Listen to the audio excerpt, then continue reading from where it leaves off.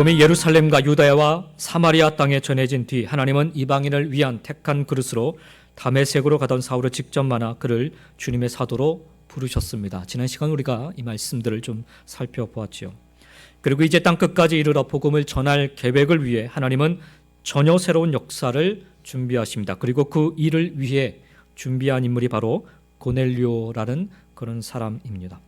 오늘 본문의 배경을 먼저 좀 살펴보면 고넬료는 가이사랴에 살던 이방인입니다. 가이사랴는 욥바에서 북쪽으로 약 한 30마일 이상 떨어진 지중 해변에 있는 항구 도시입니다. 이 도시는 헤롯 왕이 로마 카이사르 즉 시저를 위해 재건한 곳이고 로마 총독 빌라도의 거처가 그 당시에 있었던 곳이기도 합니다. BC 29년부터 AD 14년까지 로마 황제로 재위하던 카이사르, 시저라 부르죠. 카이사르는 에돔 출신의 헤롯 대왕에게 이 가이사라를 다스리도록 하사했고요. 건축광이었죠. 건축광이었던 헤롯은 상상을 초월하는 항구 도시를 건설하였습니다.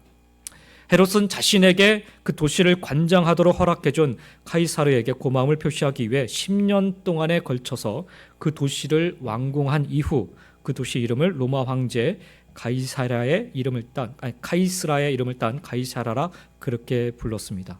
사진을 좀 보시면 저게 왼쪽에 있는 보시는 화면이 지금도 남아있는 그 당시의 가이사라의 흔적들입니다. 그리고 제가 이제 서클을 좀 두 군데 했는데 하나는 가이사라의 그 항구, 또 하나는 수로, 그 당시에 이제 수로를 건설해서 저렇게 연결을 해놨고요. 그리고 아래쪽 그 서클에 있는 게 이 야외 극장입니다. 이 가이사라는 유대인들이 사는 곳과는 달리 시장터 아고라, 광장이라고 하죠. 그리고 경기장, 또 야외 원형 극장, 그리고 로마식 공동 목욕탕 이런 것들이 건설되었는데 이 유대풍이 아니라 로마풍의 도시를 이 헤롯이 만들었던 것입니다. 바로 그곳 가이사라에 이달리아 부대 즉 로마 군대의 백부장인 고넬료가 살고 있었습니다.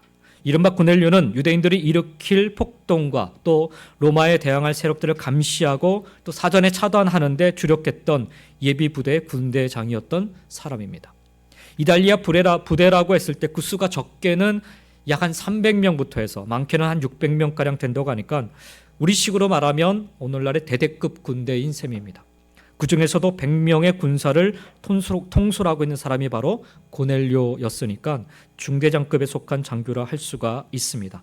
그런데 그 군대 장교 고넬료가 단지 군 지휘관으로서 유대인들의 폭동과 밀란을 대비하는 사람만이 아니라 신앙심이 남다른 사람이었음을 오늘 본문에서 알려주고 있습니다. 2절 말씀을 다시 보시면 그가 경건하여 온 지방과 더불어 하나님을 경외하며 백성을 많이 구제하고 하나님께 항상 기도하노니라고 말씀합니다. 이 본 구절은 이 말씀은 단 한 문장에 불과하지만 이 고넬료가 하나님과 사람 앞에서 얼마나 신실하게 사는 사람이었는지를 생생하게 밝혀주고 있습니다. 여기서 고넬료라고 하는 사람을 묘사하고 있는 단어들을 2절 말씀을 다시 한번 눈여겨보시면서 살펴보시기 바랍니다. 여기 보면 경건하다, 또 하나님을 경외하다, 또 많이 구제하다, 또 항상 기도하다 이런 단어들이 사용되고 있습니다. 여기 다른 수식어를 붙이면 오히려 좀 지저분할 정도로 완벽한 고넬료에 대한 단 한 문장의 평가인 셈입니다. 그러고 보면 사도행전 9장 32절 이후에 베드로가 거쳐온 루다와 욥바에서도 성경은 단 한 문장으로 사람들을 소개하거나 평가하고 있음을 확인하게 됩니다.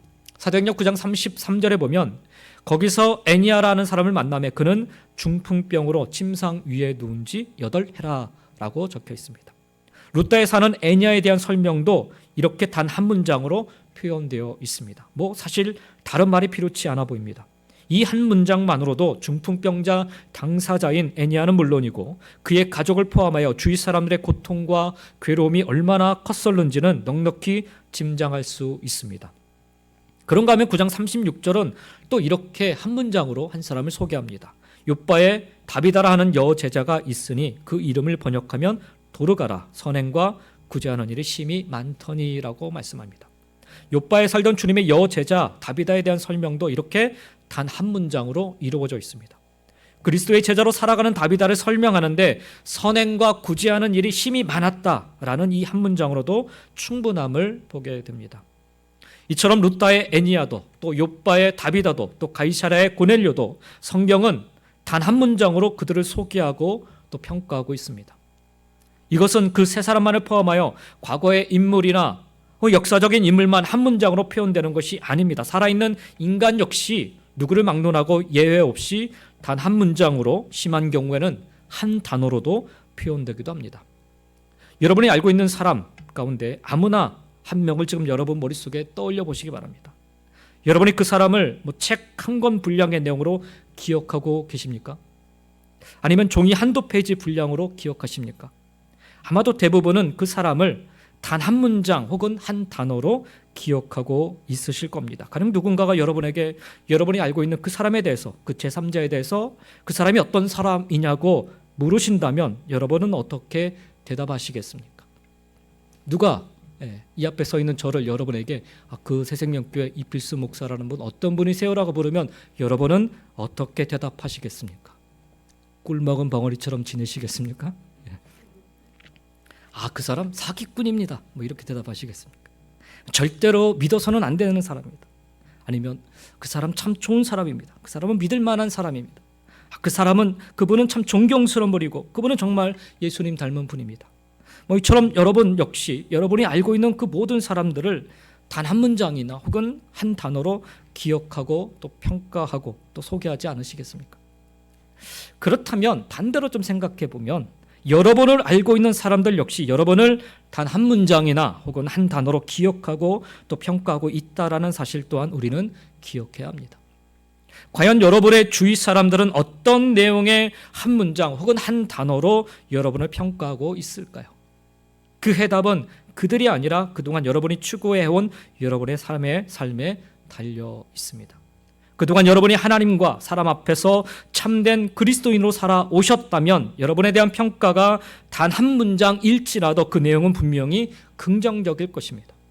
그러나 불행히도 참된 그리스도인의 삶을 추구해 오지 않으셨다면, 대충 살으셨다면 여러분의 기대와는 달리 여러분에 대한 평가는 길든 짧든 부정적인 내용일 것임에 틀림이 없습니다.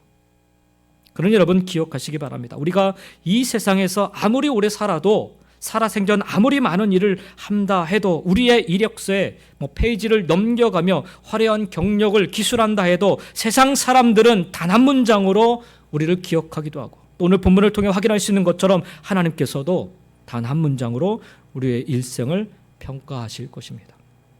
오늘 성경은 고넬료에 대해서 그가 경건하여 온 집으로 더불어 하나님을 경외하며 백성을 많이 구제하고 하나님께 항상 기도하더니라고 적고 있습니다. 여기 보면 이 고넬료에 대해서 평가하기를, 이야기하기를 그의 신앙심이 크게 세 가지로 밝혀져 있습니다. 첫째는 하나님을 경외하는 사람이다라는 거예요. 둘째는 백성을 많이 구제하는 사람이다라는 것입니다. 그리고 세 번째는 하나님께 항상 기도하는 사람이다라는 것입니다. 그 당시 하나님을 경외하는 사람이나 첫 번째 하나님을 경외하는 삶에 대해서 고넬료를 평가하고 있는데 그 당시 하나님을 경외하는 사람이라면 그 무엇보다도 하나님께서 주신 십계명을 철저히 지키는 사람입니다. 율법을 철저히 지키는 사람을 뜻합니다. 나 외에 다른 신을 네 앞에 두지 말라. 우상을 숭배하지 말라. 내 이름을 망령되이 일컬지 말라. 안식일 즉 주일을 거룩하게 기억하여 거룩히 지키라. 그 네 가지 하나님을 온 마음과 뜻과 정성을 다해 섬기는 것과 나머지 6가지 즉 다섯째는 내 부모를 공경하라. 육체적인 살인뿐만 아니라 인신을 공격하는 살인도 하지 말라. 내 몸뿐만 아니라 자식들 가슴에 멍들게 하는 그런 간음을 하지 말라. 도둑질하지 말라. 내 이웃에 대해 거짓 증거하지 말라. 그리고 내 이웃의 집의 것을 탐내지 말라 하는 것들은 모두 더불어 살아가는 사람들과의 관계된 계명들이죠. 그만큼 위로는 하나님을 사랑하고 아래로는 혹은 옆으로는 더불어 살아가는 사람들을 사랑하고 섬기는 삶이 바로 그 당시 하나님을 경외하는 신앙인이 지켜나가야 할 계명이라 할 수가 있습니다. 로마 부대의 군대 장교였던 고넬료가 바로 그런 사람임을 밝혀주고 있는 것입니다. 그런 점에서 생각해 볼 때 그가 어떻게 하나님을 믿게 되었는지 알 길이 없지만 로마에 있을 때부터 하나님을 믿게 되었는지 아니면 로마에서 가이사랴 땅으로 파견되었을 때 하나님을 믿게 되었는지 알 길이 없습니다. 그러나 적어도 지금 그는 현재 이 율법 십계명 중에 네 계명을 철저히 지키고 나머지 6계명도 신실하게 지켜나가는 그런 사람임을 알 수가 있습니다. 그런데 여러분 생각해 보시면 고넬료는 유대인이 아니에요. 로마인입니다. 그런 그가 유대 땅 가이사랴에 와서 군인 신분으로 살아가는데 어떻게 그 계명들을 잘 지켜나갈 수 있었겠습니까? 6가지, 5째 계명부터 6째 계명까지를 그가 얼마나 잘 지킬 수 있었을까? 이를테면 과거 우리나라를 지배했던 일본 경찰이나 일본 군인들을 한번 여러분 상상해 보면 좀 쉬울 것 같아요. 그들이 우리나라의 주둔에 있을 때 우리나라 사람들을 인격적으로 대해줬습니까? 그렇지 않아요. 결코 그렇지 않습니다. 일본 경찰이든 일본 군인들이든 그들은 한결같이 조선 사람들을 억압했고 또 조선인의 땅과 경작물들을 술탈해갔고 또 그리고 살인과 강간과 거짓말들을 입에 담기 힘들 정도로 아주 거칠게 했던 사람들입니다. 지금도 거짓말을 뱉고 있지 않습니까? 인정하지도 않고. 이 로마 부대의 중대장급에 속하는 이 고넬료 역시 충분히 그럴 위치에 있는 사람이었습니다. 지배 군인으로서 피지배 유대인들을 수탈하고 억압하고 폭력을 고수할 수 있는 위치에 있는 그런 로마 군인이었고요. 명령만 하면 그 부대원들이 모든 일을 아주 감쪽같이 처리할 수 있는 그런 위치에 놓여 있던 사람이 바로 고넬료라는 사람입니다. 그런데도 그가 하나님을 경외하고 사람들을 그만큼 사랑했다라는 것은 정말로 신실한 그리스도인이 아니면 불가능한 일이었을 것입니다.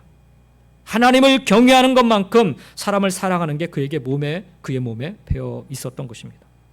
그에게 사람을 사랑한다는 것은 로마인이나 유대인이나 차별이 없이 사랑하는 것으로 드러나 있었던 것입니다. 성경이 그래서 그것을 적고 있는 거예요. 그런 것 같습니다. 하나님을 경외하고 하나님을 두려워하며, 이 경외라는 말이 두려워하는 마음이거든요. 하나님을 경외하고 하나님을 두려워하면 이웃이나 주위 사람들을 함부로 대할 수 없습니다. 그런데 자기 가족이나 이웃이나 주위 사람들에게 막말을 하거나 함부로 대하는 사람들을 보면 자기 외에는 두려울 게 없는 사람들이에요. 그래서 자기 마음에 안 맞으면 아주 거칠게 대하는 거예요. 고넬료가 원래부터 성품이 좋아서 사람들을 사랑하고 잘 섬겼다라고도 볼 수도 있지만, 그러나 그보다 그는 하나님을 경외하는 사람이었기에 하나님을 두려워하는 마음으로 사람들을 더 조심히 살피고 더 꼼꼼히 챙기며 무엇보다 아주 친절하게 그리고 사랑으로 섬겼던 것입니다. 하나님을 경외한다 하면서 평상시 아주 거친 사람은 결코 하나님 뜻대로 사는 사람이 아니기에 거의 삶의 모든 것이 거짓일 수밖에 없습니다. 지금 당장은 드러나지 않아도 조만간 곧 드러나게끔 되어 있습니다. 사랑하는 성도 여러분, 하나님을 경외하십니까? 그렇다면 여러분의 말과 행동을 잘 살피셔야 합니다. 하나님을 믿는 저와 여러분은 마치 하나님의 이름표와도 같습니다. 여기저기서 하나님의 이름을 나타내야 하는 그런 사람들입니다. 하나님의 영광을 드러내야 하는 사람들입니다. 저 사람이 먼저 내게 그랬는데요 라고 반문하며 모든 핑계를 다른 사람에게 대서는 안 됩니다. 우리의 모든 기준은 언제나 하나님이어야 합니다. 그것이 곧 하나님을 경외하는 사람의 모습인 것입니다. 이방인 고넬료는 유대인조차도 인정할 만한 그런 모습으로 하나님을 전심으로 경외하고 하나님을 두려워하며, 그래서 평상시 그의 삶 속에서도 그 모습이 그대로 나타났던 것입니다. 저와 여러분의 진짜 모습이기를 원합니다. 교회에서만 경건한 척하는 그런 가면 쓴 모습이 아니라, 믿는 사람들 앞에서만 아주 신앙 있는 척하는 그런 모습이 아니라, 무엇보다 하나님 앞에서 하나님을 경외함을 잃지 않고 살아가는 저와 여러분의 진짜 신앙인의 모습이기를 예수님의 이름으로 간절히 축원드립니다. 두 번째, 고넬료에게 나타나 있는 특징은요, 백성을 많이 구제한다는 것입니다. 우리는 구제라는 말이 무엇을 뜻하는지 쉽게 좀 감을 잡을 수 있습니다. 사도행전 9장에 나와 있는 욥바의 여제자였던 다비다의 구제를 통해서, 그리고 사도행전 6장에 나와 있던 초대교회 구제 행위를 통해서 익히 알고 있습니다. 다비다의 그 구제라고 하는 것은 욥바에 있는 많은 과부들의 속옷과 겉옷을 손수지어서 나누어 주는 구제였습니다. 그 당시에 옷은 아주 귀한 거였어요. 그런 옷을 제공했다라는 것입니다. 그리고 초대교회에서 행한 구제는 교회 안팎으로 홀로 살아가는 과부들의 먹을 것과 입을 것들을 돌보고 보살피는 행위였습니다. 그렇다면 로마 장교 고넬료 역시 그런 구제의 삶을 살았으면 두말할 나위가 없습니다. 그가 행한 구제라고 한다면 로마에서 파견된 군인들이나 자기 집 식솔들을 위한 구제가 아니에요, 여러분. 자기만을 위한 구제가 아닌 것이죠. 적어도 가이사랴의 피지배인으로 살아가는, 거기 살아가는 고통당하는 사람들, 유대 사람들을 위한 구제임이 틀림없습니다. 고넬료는 이 가이사랴 땅에서 로마 사람이 아닌 먹을 것이 없고 입을 것이 없는 사람들을 먹이고 입히는 그런 구제의 삶을 살았음에 틀림이 없습니다. 그만큼 그는 율법이 가르친 바대로 사람을 사랑하는 삶을 입으로만이 아니라 몸소 실천하며 살았던 그런 장본이었던 것입니다. 특별히 여기에 그 구제라고 기록된 헬라어를 보면은 엘레모시네라는 단어가 사용되거든요. 엘레모시네. 이 단어는 자선 기부금을 뜻하는 말입니다. 자선 기부금. 그러니까 그렇기 때문에 그가 못 먹고 못 입은 유대인들을 위해 구제하는 것은요, 남에게 기부를 받아서 그 권력을 갖고 있으니까 자, 돈 내십시오. 이렇게 해서 그 사람들의 돈을 가져다 가는 게 아니라 순전히 자기의 그 월급을 가지고 자기 주머니를 털어서 그들을 돕고 보살피고 베풀었던 것입니다. 그게 엘레모시네라는 단어가 담고 있는 뜻입니다. 그런 점에서 볼 때 그는 유대인들이 철저하게 지켜왔던 11조의 삶을 하나님께 드렸을 뿐만 아니라 또 다른 의미의 10의 1, 유대인들은 10의 1 두 번을 드려요. 하나는 하나님께, 하나는 구제를 위해서. 그래서 또 다른 의미의 10의 1을 떼어서 가난하고 헐벗고 굶주린 사람들을 위해 기꺼이 나누었던 그런 장본인임에 알 수가 있습니다. 그만큼 구제하는 일에 최선을 다했던 고넬료였던 것입니다. 구제는 내 것을 주장하는 사람 혹은 내 것을 움켜쥐며 사는 사람은 결코 할 수 없는 것이 바로 구제입니다. 제가 목회자이기 때문에 아주 가끔 저에게 구제연금을 손에 쥐어주시면서 목사님 필요한 곳에 쓰세요라고 그렇게 주시는 분들이 간혹 계세요. 근데 모든 목회자가 다 그런 것은 아니지만 간혹 그 헌금을 사용하면서 마치 자신이 주는 것처럼 생색을 내시는 분들이 계십니다. 결코 옳지 않은 모습이에요. 저도 그런 실수를 범할까 봐 할 수 있으면 저는 미리 말씀을 드리려 노력합니다. 그래서 미리 광고도 하고 그럽니다. 작년에 저희 교회 중동북부 지방의 모임이 있었죠. 저희 교회에서 목사님들 식사 대접을 하시라고 제게 따로 봉투를 주신 분이 계셨어요. 원래는 지방의 재정으로 화요일날 점심 식사를 하는데 그날 점심 식사 대접을 저희 교회에서 한다고 하니까 지방의 목사님들이 다들 그냥 막 손가락 이렇게 따봉하시면서 좋아하시더라고요. 그래서 제가 아주 정중히 말씀을 드렸습니다. 제가 하는 게 아니라 저희 교회 성도님 중에서 한 분이 목사님들을 또 사모님들을 섬기고자 하는 마음에서 이렇게 하신 거라고.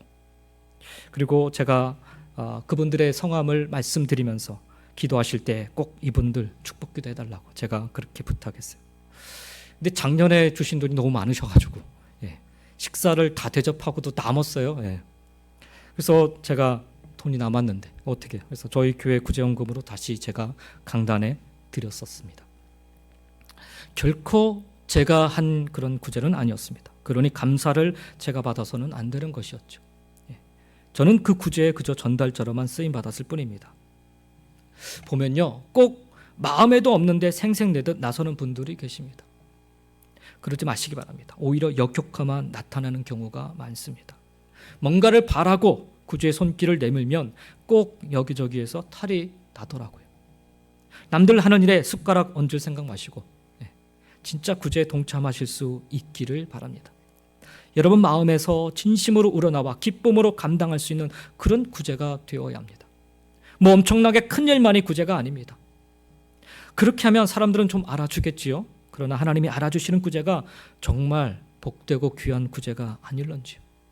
고넬료의 구제는 남들이 알아주기를 바라서 한 구제가 결코 아니었기에 그저 말씀에 순종해서 하였던 구제였기에 의도하지는 않았지만 사람들 마음에 감동을 안겨줄 수 있었고요. 그리고 잔잔한 영향력이 그 가이사랴 그 사회 곳곳에 울려 퍼질 수 있었습니다. 그리고 무엇보다 하나님이 알아주셨기에 오늘 이렇게 말씀에도 성경 말씀에도 기록된 줄 믿습니다. 그렇습니다, 여러분. 구제는 하나님의 명령인 이웃사랑의 구체적인 행동의 표현입니다. 마음속으로만 사랑한다 외치지 마시고 적든 크든 어떤 모양으로든 말씀에 순종해서 이웃사랑하는 여러분의 마음이 행동으로 나타나 표현되시길 그리하여 하나님의 은혜와 사랑과 역사하심을 여러분의 그 구제와 같은 섬김과 헌신을 통해 드러나 증거하시기를 예수님의 이름으로 간절히 축원드립니다. 이게 고넬료가 가지고 있었던 두 번째 특징이었어요. 그 세 번째 고넬료의 그 신앙의 특징은 하나님께 항상 기도하다라는 것입니다. 기도하는 것 쉬운 일이죠. 새벽 기도라든지 아침 기도라든지 정오의 기도라든지 저녁 기도라든지 시간을 내 기도하는 것, 그리고 예배를 드릴 때 기도하는 것, 어떻게 보면 조금 쉬운 일일 수 있습니다.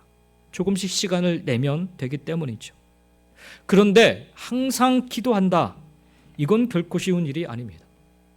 왜냐하면 항상 기도하는 것 자체가 쉽지 않기 때문입니다. 그런데도 성경은 다음과 같이 항상 기도할 것을 주문하고 있습니다. 데살로니가 전서 5장 16절부터 18절에 보면 항상 기뻐하라, 쉬지 말고 기도하라, 범사에 감사하라, 이것이 그리스도 예수 안에서 너희를 향하신 하나님의 뜻이라 라고 말씀합니다. 그러니까 하나님의 뜻이라 말씀하시면서 세 가지를 얘기하죠. 기뻐하라, 기도하라, 감사하라. 그러면서 그 세 가지 안에 앞에 담겨져 있는 말이 뭐냐면 항상, 쉬지 말고 라는 단어가 돼요. 누가복음 18장 1절에 보면 예수님께서 제자들에게 하는 말씀이에요.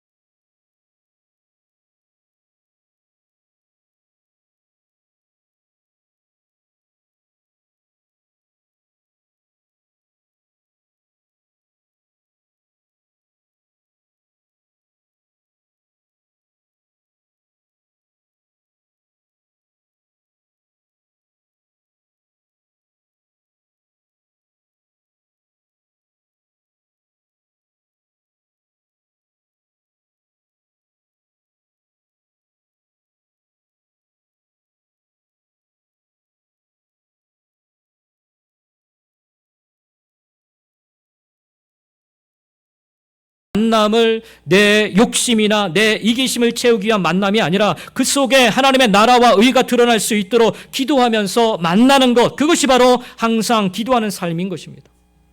그것이 큰 사건이나 중요한 문제 앞에서만 그러는 게 아니라 항상 그렇게 하라는 것입니다. 크고 작은 일이라 할지라도, 작은 일이든 큰 일이든, 내 일이든 내 이웃의 일이든, 내 교우의 일이든 내 친척의 일이든 내 옆집 이웃의 일이든 내 부모님의 일이든 내 사회의 사사건건, 그 모든 일들을 하나님의 나라와 의가 드러나도록 기도하며 실행하는 것, 그것이 바로 항상 기도한다라는 의미인 것입니다. 고넬료가 바로 그와 같은 삶을 살았던 것입니다. 그는 적어도 아침에 일어나서 두 눈을 떴을 때 무엇보다 기도를 했습니다. 오늘 하루 두 눈을 뜨며 세상을 바라보는데 세상 것에 너무 집착하지 말게 하시고 오늘 하루도 하나님의 나라와 의를 드러내는 일에 집중하게 하여 주옵소서. 아마 이렇게 기도하지 않았을까요?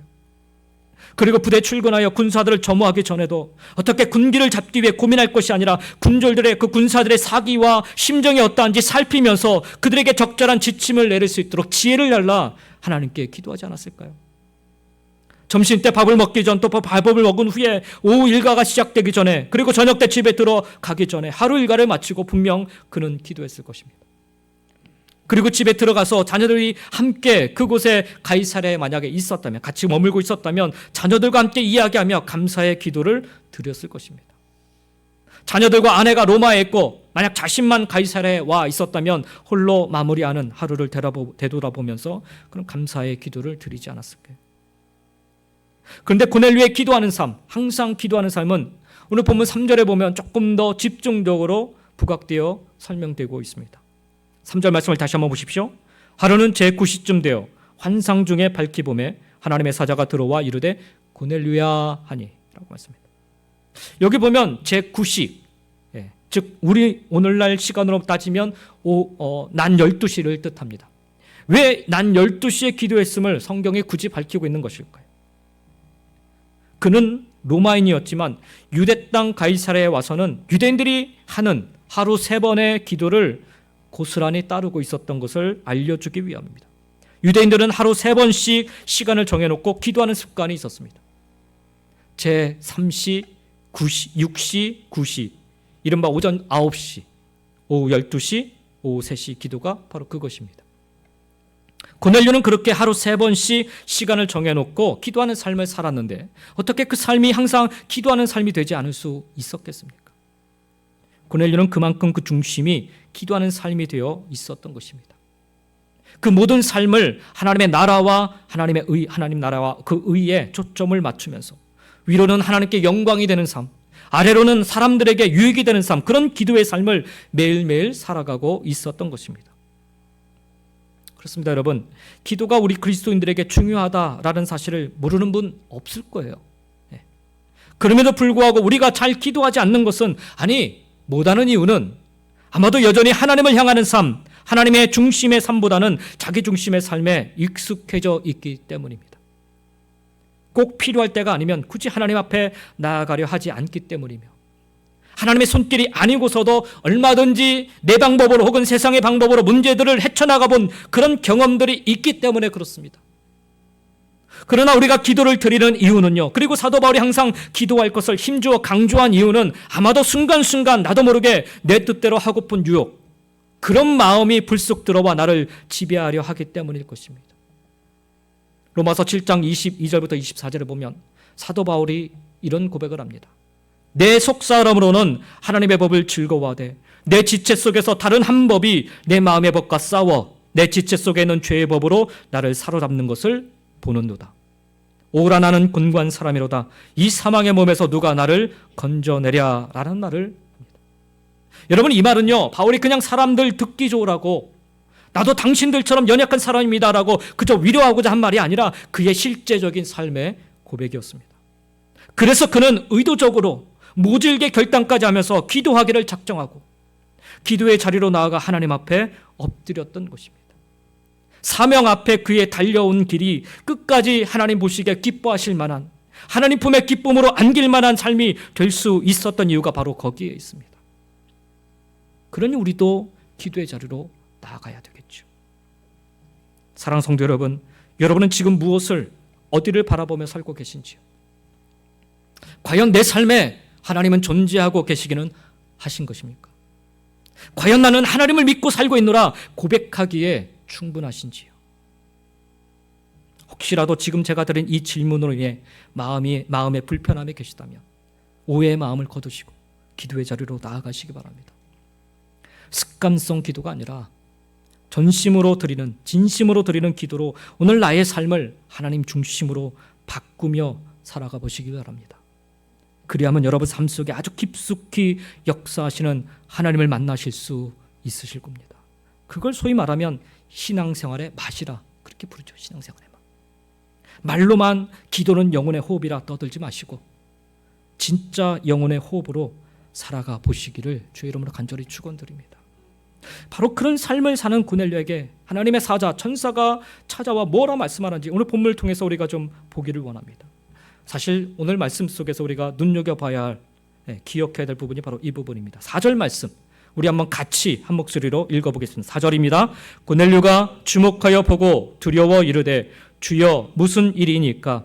천사가 이르되 내 기도와 구제가 하나님 앞에 상달되어 기억하신 바가 되었으니 라고 말씀합니다. 고넬료는 하나님을 마음과 뜻과 정성을 다해 섬기고도 더불어 살아가는 사람들을 제 몸처럼 사랑하고 그리고 피식민지인 유대 백성들 중에 헐벗고 굶주린 사람들에게 자신의 월급과 자신의 주머니를 털어 그들에게 먹을 것과 입을 것을 공급해주는 그런 구제의 삶을 살고 그리고 큰 일이든지 작은 일이든지 매사에 기도하는 습관을 쫓아서 항상 하나님의 나라와 의에 초점을 맞추며 살아가고 있는데 그 표변으로 오전 9시 12시 그리고 오후 3시에 기도를 시간을 내어 하고 있는데 바로 그 오후 3시에 하는 기도 시간에 천사가 나타나서 말하고 있는 것입니다.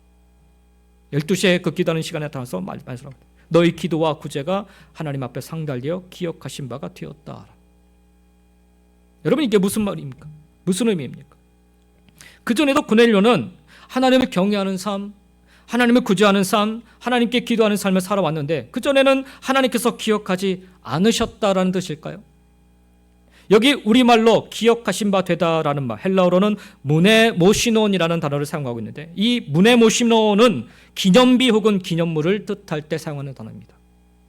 다시 말해서 고넬료가 하나님을 경외하는 마음으로 사람들을 위해 구제하고 또 사람들 사이에 하나님의 나라와 의가 세워지기를 바라는 마음으로 항상 기도해 왔던 그 삶이 이제 하나님 앞에 기념비가 되었다라는 뜻입니다. 놀라운 것은요, 이 무네모시논이라는 단어가 성경에 딱 3번 쓰여지고 있는데 그 중에 하나가 오늘 본문 말씀에 쓰여지고 있어요. 다른 2곳은 마태복음과 마가복음에 쓰여졌는데 똑같은 상황을 서로 다르게 표현하고 있을 때 쓰여진 일입니다. 마태복음과 마가복음에 보면 이른바 예수님께서 베다니 나병 환자 시몬의 집에서 식사를 하시는데 마지막 십자가를 지시기 전의 모습입니다. 그때 한 여자 이른바 나사로의 누이 마리아가 귀한 향유 한 옥합을 깨트려서 예수님의 머리에 붓습니다. 그때 예수님의 제자들은요, 그것을 팔아서 가난한 자들에게 주면 좋지 않겠느냐라고 말했지만 예수님은 다음과 같이 말씀하시면서 이 여인의 일을 기억하게 하라. 그녀의 일이 기념비가 되도록 하라라고 말씀하세요. 마태복음 26장 12절부터 13절 말씀입니다. 이 여자가 내 몸에 이 향유를 부은 것은 내 장례를 위하여 함이니라. 내가 진실로 너희에게 이르노니 온 천하에 어디서든지 이 복음이 전파되는 곳에서는 이 여자가 행한 일도 말하여 그를 기억하리라 하시니라. 여기에 사용된 단어가 똑같은 단어입니다. 예수님의 제자들은 그녀가 깨트린 그 귀한 향유를 팔아서 가난한 자들을 구제하면 더 좋았을 것이라 말하지만 예수님께서는 그녀가 함께하지 못하는 당신의 장례를 위해 부어드리는 일이라면서 그녀의 마음을 읽으셨던 거예요. 그만큼 그녀는 예수님을 위해 온 정성을 기울이며 자신이 아끼는 그 소중한 옥합을 깨트려 부었던 것입니다. 그때 우리 주님께서 그녀의 일을 기억하라. 다시 말해 그녀의 일이 두고두고 기념비가 되게 하라라고 말씀해 주셨던 것입니다. 바로 마리아의 옥합을 깨트린 사건처럼 오늘 고넬료가 행한 하나님을 경외하는 삶, 그리고 구제하는 삶, 그리고 기도하는 삶이 두고두고 하늘나라에서 기억될 만한 기념비가 되고 있다라는 사실입니다. 놀라운 것은요, 이와 같은 사실을 자신의 그 구제와 기도가 하나님 앞에 기념비가 되고 있다는 사실을 고넬료는 전혀 모르고 있었다라는 거예요. 천사가 일러주기 전부터 그는 끊임없이 그런 삶을 살아왔음에도 불구하고 정작 그 사실을 모르고 있었어요. 천사가 오늘 본문을 통하여 일러주었을 때야 비로소 자신이 하나님을 경외하고 이웃을 구제하고 그리고 항상 기도하는 삶을 일관한 게 바로 기념비가 되고 있다는 것을 비로소 깨닫게 된 것이죠. 사실 이 세상에는 기념비가 참 많습니다. 수많은 전쟁을 기억하고 기념하기 위해 세워진 각종 전쟁 기념비들이 있고요. 또 위대한 업적을 남긴 사람들의 추모 기념비도 많이 있습니다. 운동선수들을 기리는 그런 기념비도 있습니다. 그것이 이 세상 역사에 등장하는 인간들을 기념하고 추모하는 기념비라 한다면 성경에 등장하는 기념비도 있습니다. 이른바 이스라엘 백성들이 광야 40년간 헤매다가 드디어 요단강을 건너서 가나안 땅에 들어가게 되었을 때 그 요단강을 건넌 이후에 그들이 이것을 기념하여서 12돌을 가져다가 비석을 세우게 됩니다. 이른바 하나님의 은혜에 감사하고 이후에 자손들이 하나님의 그 은혜를 잊지 않도록 하기 위해 세운 그런 기념비였습니다. 사무엘상 7장 12절에도 보면은 에벤에셀 역시 기념비입니다. 도움의 돌, 도움의 기념비라는 뜻이죠.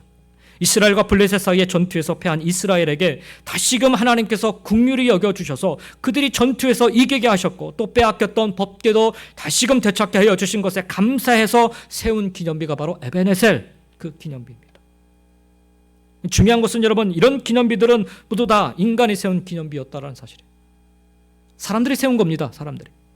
전쟁 기념비든 추모 기념비든 그리고 이스라엘 백성들이 요단강을 건넌 이후에 세웠던 12돌의 기념비든 블레셋과의 전투에서 법궤를 되찾은 것에 대해서 감사하여 세운 에벤에셀의 그 기념비든 그 모든 기념비들은 실은 인간이 세운 것에 불과하다는 거예요. 그래서 시간이 지나면 잊혀집니다. 요단강을 건넌 후에 그 12돌을 세운 그 기념비 기억했나요? 기억하지 못했어요. 에벤에셀의 그 기념비 기억했나요? 시간이 지나 다 잊어버렸어요. 시간이 지나면 잊혀지는 게 인간들이 세운 기념비입니다. 그렇지만 오늘 본문에서 말하는 기념비는요, 전혀 다른 상황에 전혀 다른 그런 개념의 기념비입니다. 오늘 오직 전능하신 하나님, 만왕의 왕이신 하나님이 친히 세워주신 기념비라는 거예요. 얼마나 감격스럽고 얼마나 영광스러운 기념비겠습니까? 하나님 앞에 상달된 기념비라는 거죠.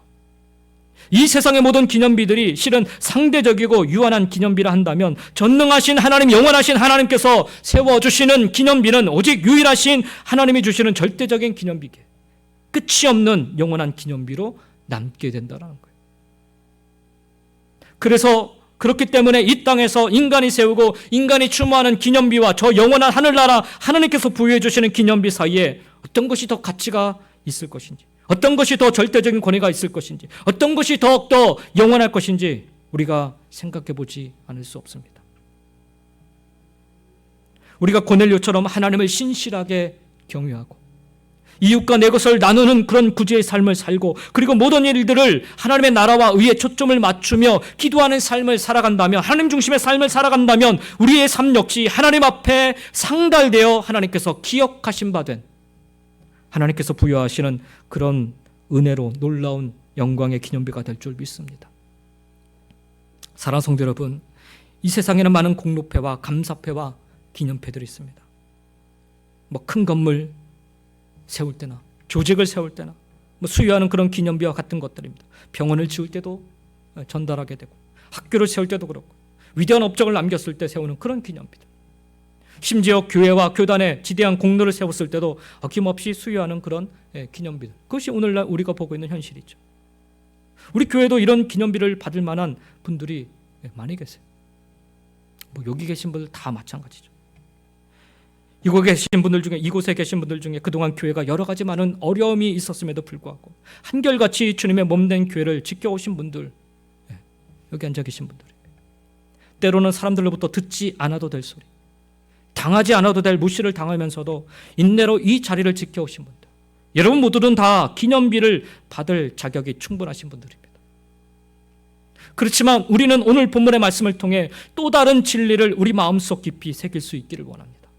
그것은 이 세상의 어떤 기념비보다도 더 값지고 더 절대적이고 더 영원한 기념비는 오직 하늘나라에서 주시는 하나님 아버지의 기념비라는 사실, 이 사실을 우리는 기억할 수 있기를 원합니다. 영원하신 하나님 아버지, 만왕의 왕이신 하나님께서 주시는 기념비보다 더 값지고 더 절대적이고 더 영원한 기념비가 어디 있을 수 있겠어요? 그 기념비, 오늘 고넬료의 말씀을 통해서 말씀하고 있는 거예요. 그 기념비는 고넬료처럼 오직 듣고 배운 말씀을 하나님의 말씀으로 믿고 순종하여 지켜나갈 때, 우리 이웃들에게 내 것을 나누고 베풀며 사는 그런 구제의 삶을 살아갈 때, 그리고 모든 일의 무게중심을 하나님의 나라와 의에 맞추는 항상 기도하는 삶을 살 때 가능한 줄 믿습니다. 더욱이 그 삶은 내 입으로 나팔을 불듯 자랑하고 떠벌리는 데 있는 게 아니라 그저 오른손이 한 일 왼손이 모르게 할 때 하나님께서 보시고 친히 베풀어 주실 기념비가 되는 줄 믿습니다.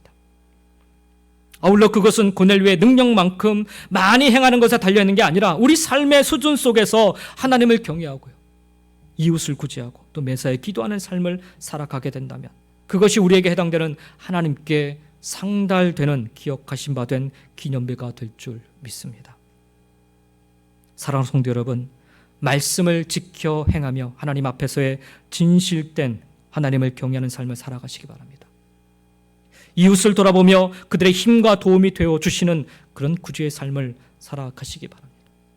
그리고 날마다 주님과 동행하시며 그분의 음성을 듣고자 애쓰는 기도하는 삶을 살아가시기를 주의 이름으로 간절히 축원드립니다. 그리하여 그 모든 일들이 하나님 앞에 상달되어 하나님이 기억하신 바 된 삶을 사는 저와 여러분 모두가 다 되시기를 예수님의 이름으로 간절히 축원드립니다. 기도하겠습니다.